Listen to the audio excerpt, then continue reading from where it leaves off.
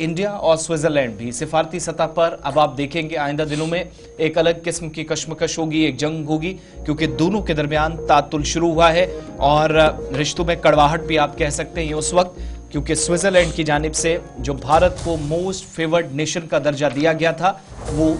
मुअत्तल कर दिया गया है स्विट्जरलैंड हुकाम की जानिब से। बिल्कुल, बड़ी खबर से आगाज करते हैं कि MFN का जो दर्जा दिया गया था और इस सिलसिले में स्विट्जरलैंड ने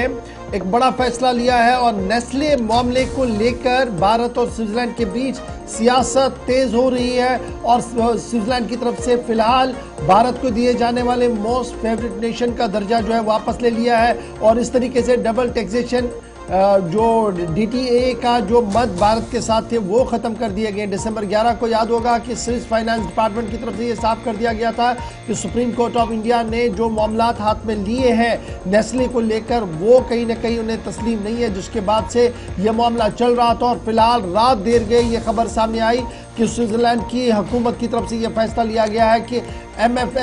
MFN का जो दर्जा भारत को दिया गया है उसे फिलहाल सस्पेंड किया गया है, वापस नहीं लिया गया बल्कि सस्पेंड किया गया है। देखना होगा कि आज वजारत खारजा जो है इस पूरे मामले पर अपना मौक़िफ़ सामने रखेगी तो क्या किस तरीके से इससे ट्रेड के मामलात पे नुकसान होगा, किस तरीके से बाहमी ताल्लुकात जो आगे बढ़ाने की कोशिश स्विट्जरलैंड के साथ की जा रही थी उस पर किस तरीके का असर होगा। आज दफ्तर खारजा की तरफ से बाज़ाब्ता तौर पर इस पर बयान भी आएगा, लेकिन रात देर गए स्विट्जरलैंड हुकूमत की तरफ से यह साफ कर दिया गया है कि मोस्ट